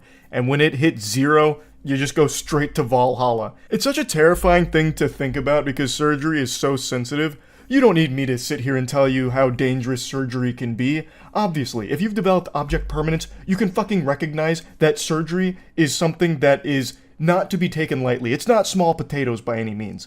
So when you're going under for a procedure, you would pray that all of the doctors there are on your team, there for you 100% to, fix whatever the problem is or whatever's going on there. But in this trend, it was the exact opposite. It's like they waited for the patient to go to sleep and turned that fucking operating room into a nightclub. Hey, is the idiot asleep? Perfect. Drop the disco ball, bring in the dancing lobsters. Jill, hit it. Where are my boner jams? We're filming a TikTok. And it led to some problems. Now, the one I want to focus on today is a video that actually was very popular a few years ago and is making the rounds again because there is a follow-up to this story that I'd like to get into after showing it to you. Latoya Arsheen was among the first to see video of Dr. Wendell Boutte making an incision and mugging for the camera while the rap song Cut It played. I don't want to get DMCA'd, so I'm not letting the song play, but you know how the song goes. You need to cut it. Little acapella for you. That's Arsheen on the table. Cut It is your song, girlfriend. You did awesome.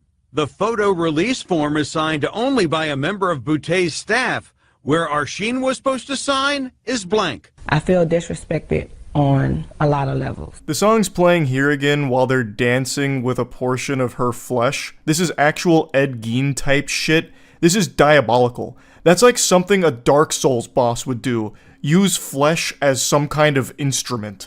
That is so disturbing. Like, I don't know what they were expecting with this video when they posted it. Like, did they think this would become like the official music video for Cut It or something going forward? Or like, I don't know how they thought this was a good idea and how they wouldn't get in trouble for it. Like, this is not what you would want your doctors to be doing while you're under. Because then you have to start to question, well, what else did they do that wasn't filmed? Like, I woke up from the surgery and my butt was a little sore. I'm questioning a lot of things now. Like, what's going on? Like, this is only what they filmed. Far more horrible things also could have been happening off camera. And even what happened on camera is unacceptable. It's just so fucked. Do you think that's your flesh? I think it is, with the Cut It, the remainder of the song. Former patients have now come forward with complaints. Arsheen plans legal action not just about the video, but about her results. How does your body look now? Disfigured. So according to her, her body is disfigured as a result of the surgery, and from what I can tell, many other complaints say the same thing, that they had less than stellar results. As you would probably guess if your doctor was more focused on making TikToks as opposed to the actual surgical procedure they were supposed to be focusing on. You'd probably have better luck getting your surgery done by some mysterious shady goober off the black market.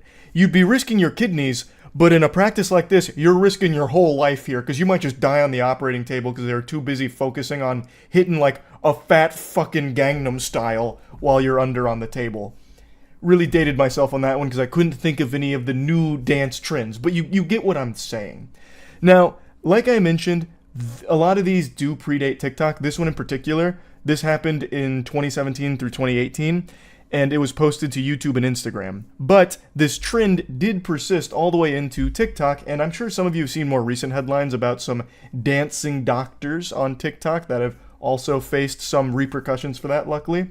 But this one is, I think, the most shocking one, because they are actually dancing around with pieces of the patient. So, the follow-up to this story is there was a lawsuit launched here, obviously, from former patients of this practice. There's numerous videos of Dr. Wendell Boutte here dancing as their patients are under, and as you've seen, even using them as, or parts of them, as props in the dancing. While she's operating, also dancing. The surgical assistants, everyone who even enters the room just gets hit with this fucking boogie virus and they just can't help but dance for the sake of these videos, all while they're supposed to be doing surgery. She faced numerous lawsuits, all of which I believe have resolved, and she's been ordered to pay hundreds of thousands of dollars to the victims. She had her medical license suspended, but from what I can tell, it was only suspended for 2.5 years, which means she can legally practice medicine again in Georgia? I actually can't find a follow-up on that, but she wasn't permanently suspended, which I have to raise an eyebrow to. I don't know how this didn't become like a more criminal case where she'd face jail time. Like, I think it is super severe, especially when you look at some of these cases. So a patient named Silma Cornelius went into her practice, and she was only there for a couple of small things, but was eventually convinced to do bigger procedures, and eventually paid $11,284, and then also had another scheduled cosmetic procedure down the line. So she went back on February 18th of 2016 to return for that cosmetic procedure, and something went wrong. 8 hours into the surgery, after anesthesia was discontinued, and before her lower abdomen had been sutured, she went into cardiac arrest. Paramedics arrived at the scene, and it took 30 minutes to close up her abdomen, and they had to carry her down the stairs because there wasn't an elevator big enough to accommodate a stretcher. And by the time she arrived at the medical center, she was in severe distress, unresponsive, and unable to breathe without a ventilator, and suffered a severe and debilitating catastrophic brain injury, and left her reliant on a feeding tube and around-the-clock care. The quirky dancing doctor was legitimately ruining people's lives, disfiguring them permanently, and in this case, leaving a woman with permanent brain damage. Under no circumstances should she be allowed to practice again. It's not like this is just some kind of freak mistake that she made one time. She had dozens of videos doing this with many victims. Like, this isn't just some kind of whoopsie-daisy that someone makes, like, oh, how was I supposed to know that dancing during surgery and, parading around parts of the patients was a bad idea? Like, what do you mean?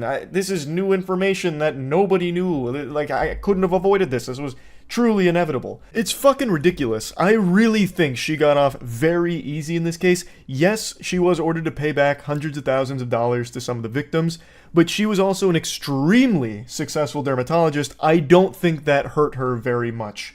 Like, she got off of this, in my opinion, very easy. Now, the anesthesiologist in that Cut It video you just saw also faced some legal problems as well, but he was actually cleared of malpractice last year.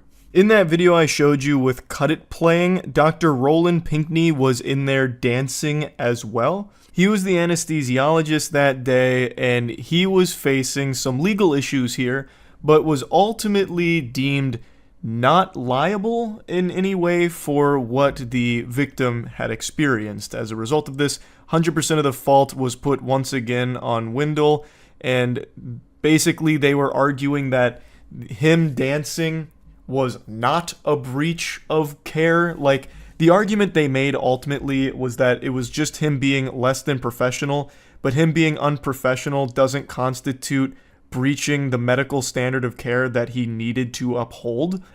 I have to firmly disagree here.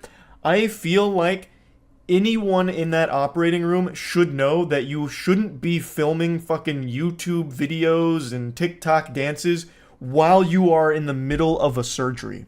Now, in his defense, he was under the impression that the patient consented to having that kind of content made during the procedure. So it does get a little fishy there with exactly what he was aware of. That is a weird thing to consent to. I don't imagine there's many people out there that would be super happy to see themselves under the knife and having their doctors like dance around with their flesh. So that still seems a little odd to me, but ultimately he was found not in violation of that medical standard of care. It was no malpractice on his end, was the verdict. But yeah, pretty fucked up situation that I just want. My dad abandoned my family when I was 5 years old. That is a wife and 4 kids. He abandoned us and then pursued amateur breakdancing. But why though? The beauty of breakdancing is you can do it from home. Where did he go? How do you even abandon a family to train breakdancing? It's not like Bruce Wayne going to train with Ra's al Ghul. Like, you can just do it from home. I know he has a reply video. I'm sure I'll have my question answered, but that is already so fascinating to me. It seems like maybe he was looking for an excuse to leave, and he's like, listen, honey. Look, the breakdancing beckons to me. I have to leave. It's my purpose. Maybe to join a breakdancing group. Yeah, but again, that's another thing you can still do from home. You go practice with the group, fucking 9 to 5 basically if you want. You could treat it like a job and then come home to your fucking family. Like, I don't think you need to fully get rid of all your corporeal belongings and go pursue breakdancing for the rest of your life. And he got really good. Oh, and it was worth it. Like, he became a D-list, and he went super viral, and he did all these interviews, and he danced with Paula Abdul. Paula Abdul. Take a look at this 60-year-old break. Whoa! 60 years. Yeah! Wait, it was worth. Wait, he's fucking serving. Stand back. He's not exactly known for his blistering speed, but the technique is great. Damn, he is actually fucking cooking him out here, though. The worst part, damn it. He's like, hold my cane. Medical bills growing up, but he did give me this breakdancing. He's on his head. Wait, that shirt is actually fire. I'll get texts like this, "Happy birthday?" ? And then links to his breakdancing video. No, not Facebook, brother. You gotta expand. Hey, happy birthday. Do you mind if you and your friends like this post of me doing head spins? I need this one to pop off. Thanks. She seems like a really good sport about that. I would be pissed. I would be inconsolable if my father left me to fucking breakdance, I'd be mad. Pays his alimony with merch, super based. True. He's a Hitmon top. Also true. Yeah, my dad just left with another woman. Cringe. Alright, so this is his response then? I wake up at 6 a.m. to find that my daughter has posted a TikTok video trashing me. She's a big social media influencer with millions of followers. Here it is. 6 a.m. to do some Oh work. my god, this is 10 minutes. Some of her videos get millions of views. And this video has tens of millions of views. Yeah, it was 1 million popping. Likes, 20,000 comments, 40,000 bookmarks, 30,000 reposts. It's just insane. So I thought I'd better watch this video. And frankly, I was pretty chagrined by what I heard, to say the least. But honestly, the more I love the way he presents this. It's like a substitute teacher trying to win over the class with like quirkiness. Like his intonation is really interesting. First, I can see that as a 5-year-old, Maddie would see her dad as having abandoned the family. One day I was living there, the next day I wasn't. And that will look like abandonment to a child. And most Married people. couples do get divorced about half the time in America. And I was see. just living a mile or so down the street in LaGrange, Illinois. We just weren't living under the same roof. Now, about not paying medical bills, that's just not correct. Here was the financial arrangement of the divorce. Maddie's mom, my ex-wife, got $2 million at the get-go. No! At the gate, a lump sum payment. Plus, I was paying her $18,000 per month in child support and alimony. Where is that coming?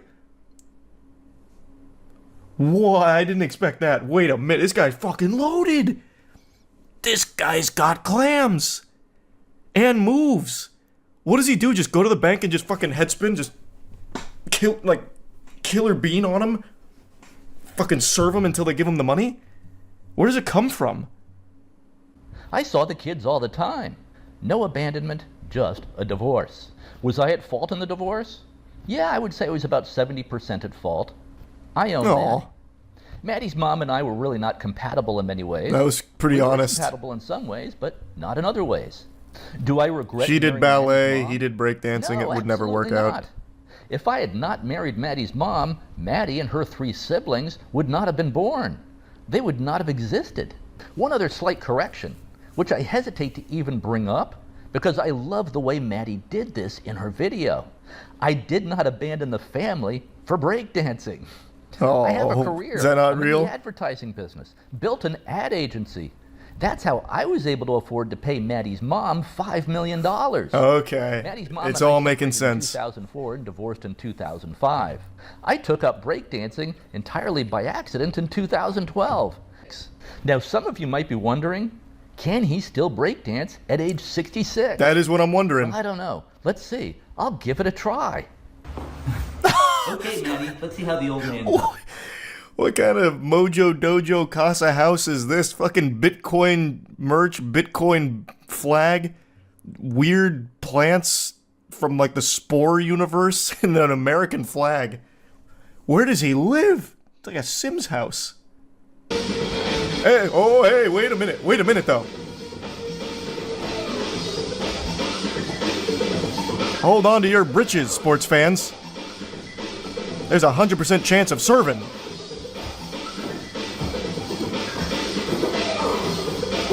He's like actually good too.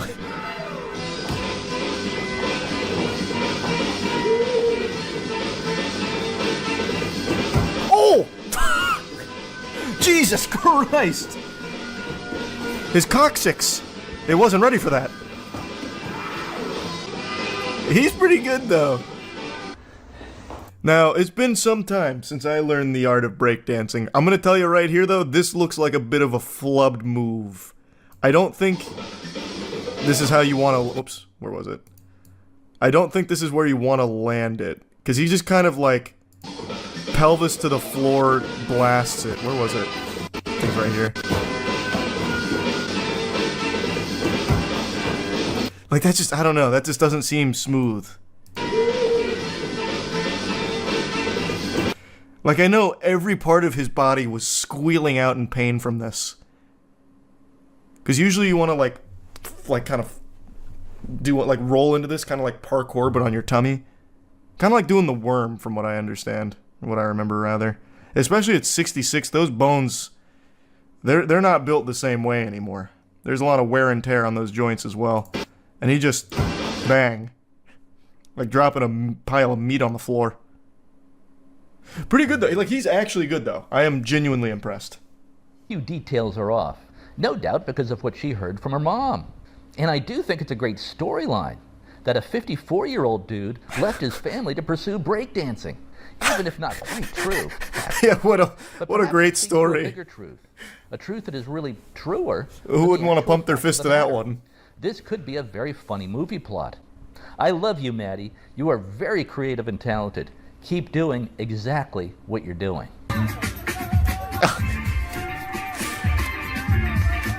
Man, this guy loves Bitcoin. He fucking loves it. Breakdancing and Bitcoin, the two big B's in the industry. Ooh, actual B-boy.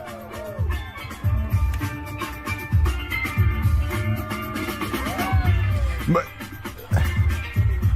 maybe that is how the move is supposed to go. Maybe at 66 it just goes a little differently, because there's no way that feels good. I think you're supposed to lower yourself into it from there, but he just keeps hitting his whole weight on it. So you said Maddie responded to that video? Where's that? Now I want to see. Is this it? Okay, here. Obviously, in real life, it was a lot more like complicated and traumatic, and it was really hard. He left us, immediately married another woman. We didn't hear from him for years, and then he would visit every few months, and we'd go out to dinner, but like, he truly had no hand in raising us at all. We don't speak with any sort of regularity. He doesn't know when my birthday is. Like, as you guys saw in the video I posted, he got it wrong. He gave us some money growing up. Yeah, but he gave you some cool merch. I don't know the nitty-gritty of the financial situation. I really, really don't. But I do know that several times I've asked him for financial help with medical expenses, like especially like in college, and he wouldn't help me. So that's what I was referring to in my video when I was like, he wouldn't pay some of my medical bills. I'll probably delete this completely absent father. He's like, I was just a bike ride away from those kids. And it's like, not once did any of us ever take a bike ride to his house. I don't think I've ever been in his house ever. So this whole thing is so bizarre. Like, I'm so surprised that he responded to my video because well, it's not really a house, it's a dance studio. Way worse than I made you seem. To be fair. Like, in my video, I just made you seem like such a wimp. I don't know who to believe. The only true thing is that at 66 years old, that guy can boogie. I don't know about the inner workings of the actual family dynamic there. But boy, howdy, I tell you what, he can cut the rug. That's all I know about that. Did he respond again? Jesus, it just keeps going back and forth? He's like, hey, Maddie, I've got some new moves. Yeah, maybe I moved in with my new wife and I didn't see you guys a lot, but look at what I studied back then. It's called the Bitcoin Boogie. I hope he responds again if he hasn't. I'm really interested in this now. I am fucking captivated by it. This video... Oh my god, 30 minutes. Jiminy Christmas. Fuck. A Sunday video on my daughter's viral... And another new Bitcoin shirt. Her dad. Many of her TikTok videos get millions of views. Maddie's initial video about me got 7 million views last I looked. Just on TikTok. Hey, okay, is there 2x speed on Twitter? Okay, we're gonna 2x this bad boy. Abandoned my family when I was 5 years old. That is. What is the difference between So he's posting. Okay, so this footage is to show that he was more active in their life than she lets on, I guess. I don't know. Now I skipped around too much. Fuck. But I think that's what he's trying to show. Like, he filmed these videos with Maddie, and it looks like one of the other siblings. So he was at least present sometimes. a friend. So you have about 300 subscribers. So he's got some home movies.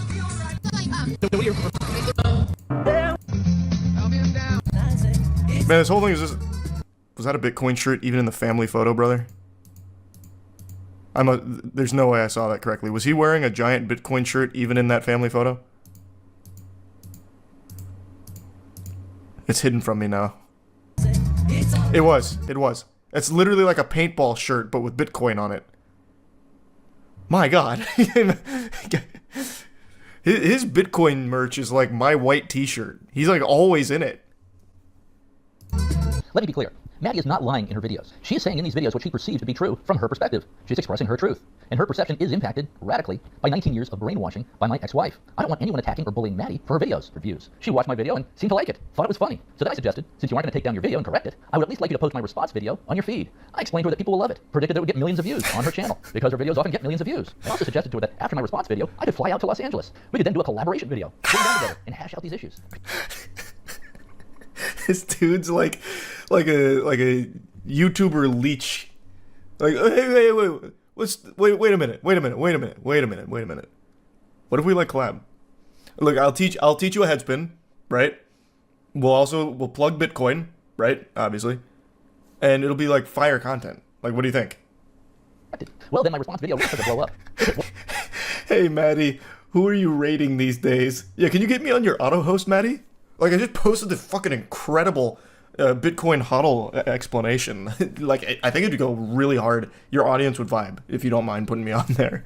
Mentally. They try to take things in stride and don't get wrapped up in drama. Anyways, no, we did not move to Florida. Wanda and I bought a second house in Florida in 2015.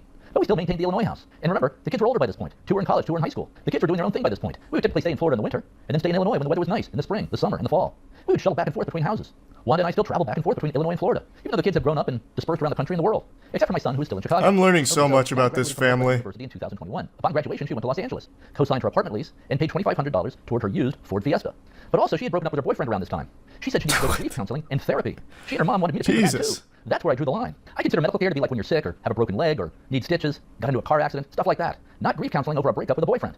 Also, counseling and psychology today are completely dominated by far-left female wokesters. Almost no males in that profession. So no doubt her therapist would be telling her the problem was her dad. The last thing I wanted to pay for was more brainwashing against her dad and against men in general. So I gave her the medical bills and I refused to recover. Now she did land a job in LA with NBC Peacock streaming, and that was going very well for her. She loved it. She was an assistant writer for a show. But then the writer's strike hit, which lasted about 6 months, and she temporarily lost her job and was laid off at NBC Peacock streaming. She, of course, approached me to see if I could help her out with funds. Otherwise, she said she'd be forced to move back to Chicago and live with What a crazy arc that just went on there out of nowhere. Hey, you want to see me breakdance? Yes, I don't really believe in therapy. It's a kind of like woke female things. I don't know. I don't believe in that. The only thing I believe in is Bitcoin and headspins. Damn it. Point. Okay, good, I say. Exclamation point. I'll be there then too. When do you get in? Looks like everyone wants to do dinner Friday night. I get in Friday. Put me down. Love. Another love here, these love type things right here, like that. And that's pretty much just kind of how we communicate all the time. It's just, I love you and all this stuff. And she just tells me about what's going on in her life pretty much every day. My plane made it. Sorry I missed you. How was your Christmas? Thanks. That's what our conversation's like, and literally they're just all the time like that. So it just goes and goes and goes and goes and goes and goes and goes and goes and goes. So well, I don't actually know how you can that's pretty convincing. You can just read through those texts, and it's constant. Let's see, I'm scrolling through my text conversations with Maddie almost the entire time, dumping all over the dad, the ex-husband. And that's the way it works in every divorce that I've seen. But now there's this other element. The kids are also being brainwashed into leftist woke insanity by the schools, starting in kindergarten, all the way through college and grad school. Girls in school are taught to hate men, to see themselves as victims of the so-called patriarchy. And they're taught that there are many genders. And why not consider changing your gender? Kindergartners are taught this today. The schools are teaching math, science, and marketable skills that will actually help the kids succeed in life. There's almost nothing of value being taught in the schools at any level nowadays. It's all political. We came from breakdancing. So here's my advice. Don't send your kids to college or even to school at all. The schools are pure poison. Homeschool your kids instead. Then instead of wasting $350,000 sending your kids to Harvard or some elite college, or any college for that matter, just have your kids learn a marketable skill for free or almost free online. There are also good courses at community colleges. A degree from Harvard carries very little weight today. Elon Musk, by the way, has said this many times. School and college are mostly a colossal waste of time and money. I just want things to go back to the way they were, for everything to go back to normal, where we're all having dinners, laughing, joking, and hanging out. Like we were a few weeks ago at Christmas. Maddie's older sister Tori's come to some of my breakdance battles, one in Chicago, one in New York City last year. My breakdance battles. I love Maddie to pieces. I bet when he places on the podium, he goes into like a whole spiel about it, like, don't ever send your fucking kids to school. Okay, I'm done. Thank you. Thank you so much. Thank you so much. The woke mind virus is out there. Avoid it. Okay. And then check this out. Okay. All right, I'm going home. Thanks again. All I have to say. What I prefer to be talking about is Bitcoin, and why Bitcoin is really the only hope for freedom survival. That's our only hope? We're doomed without Bitcoin? Fuck, Jesus Christ. All right, I gotta buy some Bitcoin. God damn it. I call this move the woke whirlpool. It just does a headspin doing this.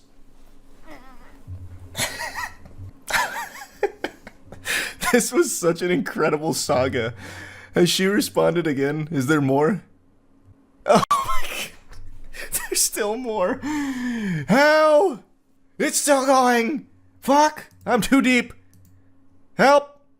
tweet my dad had posted being like, my daughter is a famous influencer. She has millions of followers. She's a big social media influencer. And now everybody thinks that that's true. Like, nobody fact checked that. Like, nobody, like, everyone's rolling with it. Like, every news source, every tweet. Like, I'm a small creator. I'm not even monetizing my account yet because I'm too small. I have 70,000. Like, love you guys, but like, I definitely don't have millions. And all over his How much does Ben have? My daughter, she's just. Ben's got 15. So in the eyes of Ben, that's pretty big. And 70K is definitely nothing to scoff at. But yeah, I suppose in like the current landscape, when you say like famous TikTok star, you're thinking millions. This is so quiet, I can't really hear it. Go on to, you guessed it, TikTok to dump some trauma about her childhood. Now, to be clear, Maddie's got millions of followers on TikTok. Did nobody fact check? Did she not? Did nobody do research into this? It's like, I mean, it's hard to click a profile. Like manifesting great. Yeah, I mean, to be fair, she's not wrong. Yeah, that is objectively wrong with the millions of followers and all of that. That is true. Yeah, it's hard to know who's telling the truth and who's lying, but the dad did bring some receipts that there is a lot of text messages, and he's got like family videos and shit.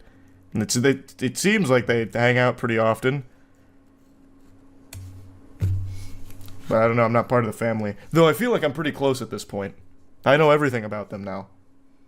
I was distraught when the family broke up, like the divorce from 2005. You scroll back up in the tweet in the article, the dad said something so racist that the dude literally bit him. Huh? What does that mean?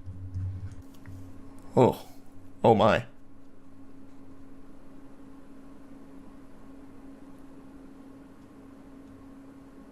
Well then. Is it really the same guy? I have no fucking clue. It's in the article, I'm guessing. This definitely isn't the same Ben Hart. He's 66 right now. And in exclamation, what do you mean, in blank, it was 24. He would have been in his 30s. This is not the same guy. What year was it? 1984? And how old is he? He said 66 right now? Okay, yeah. 66 minus 40, 26. Yeah, it sounds about right. So, I mean, that would be the same age. That would be correct.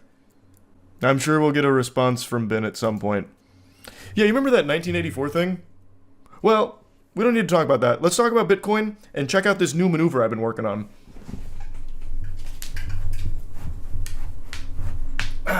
So about that Bitcoin. The bone cracks. I know, my bones actually crack more than Ben's.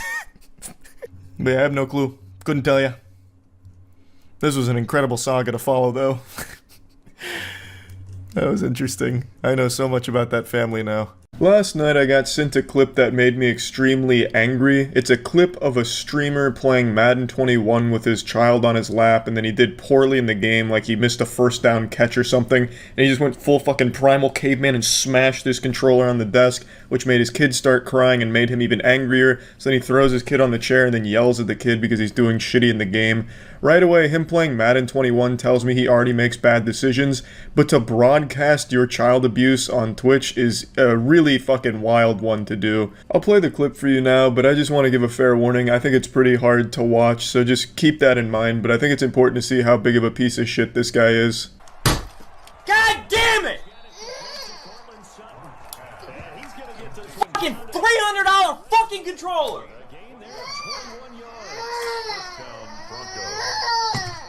Yo, can I fucking press pause?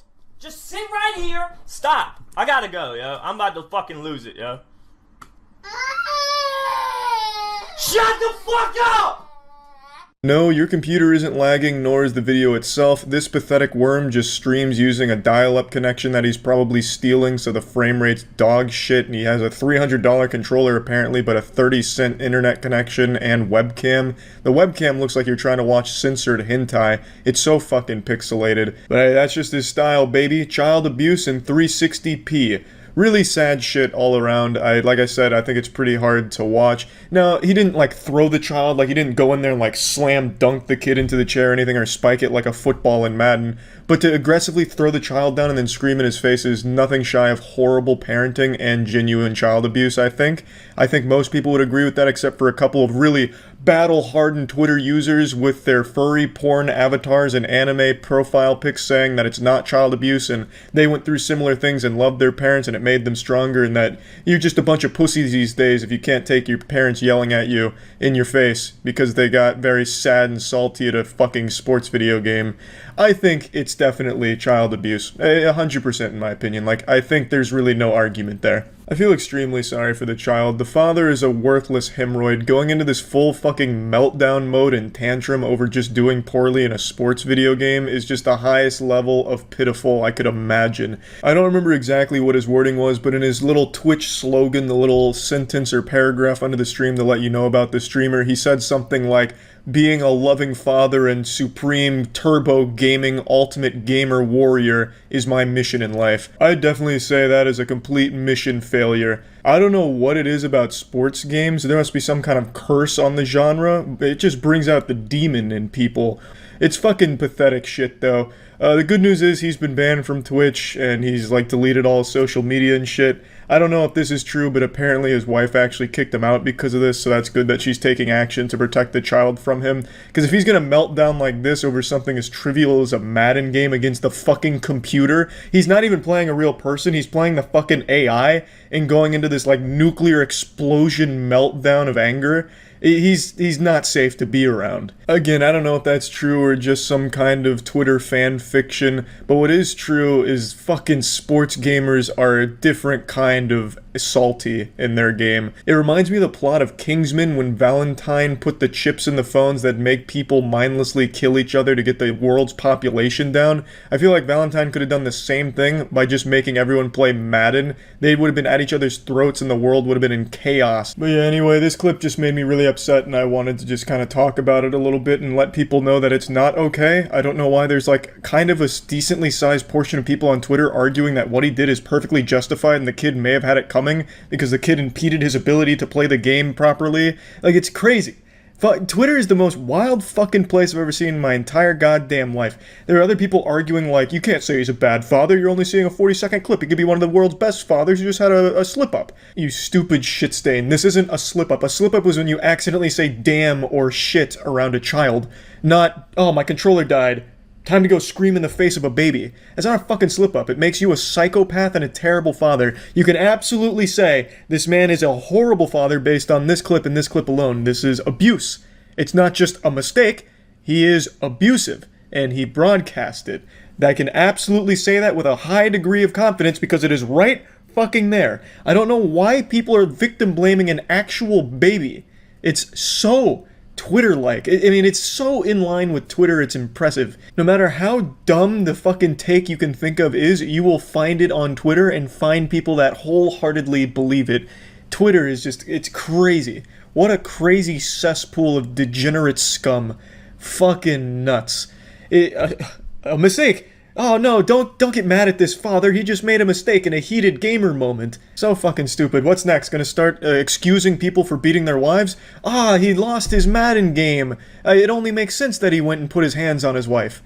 It's Twitter, just, there's no end to how low they'll stoop with the dumbest fucking takes imaginable. But yeah, anyway, I just wanted to talk about this because it was really, really frustrating. It made me extremely mad to see.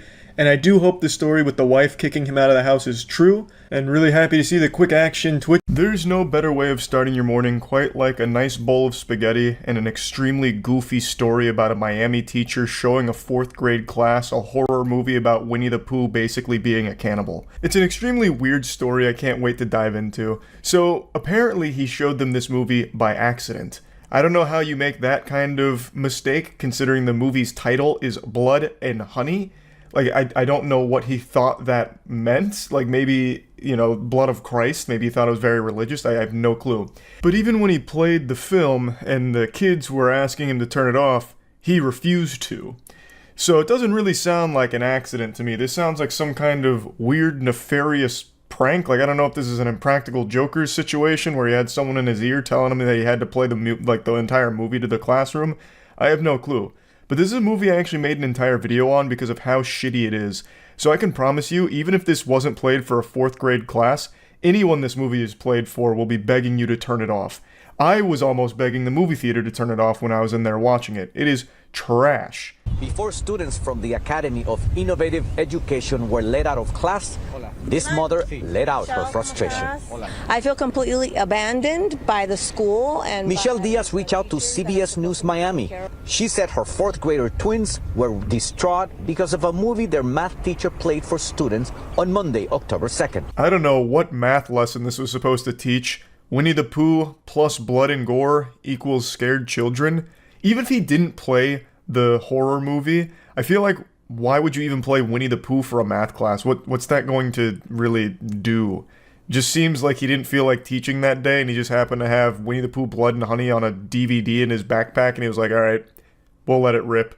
20 to 30 minutes to a movie called Winnie the Pooh, Honey and Blood. We need to go. This is the trailer of the film. It's rated NR, meaning not rated. The premise? Two bloodthirsty murderers, one of them wearing Winnie the Pooh mask, terrorize a group of young university women. Now I've got to call into question the journalistic integrity here, because that's not what the movie's about. It's not two men wearing masks, it's Winnie the Pooh and Piglet. It's supposed to actually be them, so they got the plot synopsis a bit wrong here, but that's all water under the bridge. That's no big deal here. I love bad movies. I gobble that shit up more than Winnie the Pooh gobbles up honey. But this one was absolutely horrendous. And the kids got 20 to 30 minutes of it, according to the parent there. Which means they got quite a bit of gore and titties. So one of the first scenes, well, it's not one of the first scenes, but an earlier scene in the film, Winnie the Pooh is hunting down a woman. And after he catches her, he rips her shirt off and her titties start flopping around like they just got hit by NVIDIA jiggle physics. And he goes, "Ooga!" He doesn't make that noise, but he like stares at him like really wide-eyed because he's looking at breasts, and then he throws her in a wood chipper. All of that's very early in the film, meaning that fourth grade classroom saw all of that in their fucking math class. He didn't stop the movie, even though there were kids that were like, hey, just stop the movie, we don't want to watch this and whatever. How was that movie picked? So he said that the children picked it. It's not them to decide what they want to watch. It's up to the professor to like look at the content. Yeah, to me that seems like a load of fish paste. I'm calling dirty barnacles on that. I don't think the kids chose Winnie the Pooh Blood and Honey, but let's assume, suspend disbelief for a second, that they did. Why would it even be an option here? And when they were asking him to turn it off, why wouldn't you just turn it off? You know, like, it doesn't seem like this was accidental. It doesn't seem like, oh, you made your bedtime to lie in it. You wanted Winnie the Pooh Blood and Honey? You're getting Winnie the Pooh Blood and Honey, you little bastards. You fucking rapscallions. Just should have been able to instantly recognize that this isn't the type of film that should be playing for a fourth grade classroom. I remember that there was like celebration days in middle school where you'd have like a pizza party and a movie. This would be the worst pizza party ever. I'm just chowing down on a triple cheese pizza and I'm watching Piglet bisect a woman with a battle axe and I'm begging the teacher to please turn it off, but they're just doing this to me. Nope. Like, what the fuck? You're gonna sit there and watch it. It's part of the curriculum. This is math in action in the real world. It's like, come on, man. Just turn the fucking film off. They clearly didn't know what they were getting into when they allegedly chose this movie. Oh, I want a different professor for them. So you want him out? Yes. Did you address that to the school? Yes. And what did they say? That they were going to handle it internally like they always do, that they're very careful. I can understand not trusting this professor going forward. This is a really weird thing to do. It's not like an honest mistake, because the movie pretty much immediately makes it clear that it's not for kids. It's pretty aggressive. So, like, not turning it off after that and then refusing to turn it off even when the students are telling you to, that is some diabolical behavior. Like, fucking peeling their eyes open to make sure they're watching Winnie the Pooh and Piglet murder people and eat them and whatever. That is weird. I don't know what kind of disciplinary action the school board's gonna take. Maybe refusing his access to DVD players or a VHS player or something.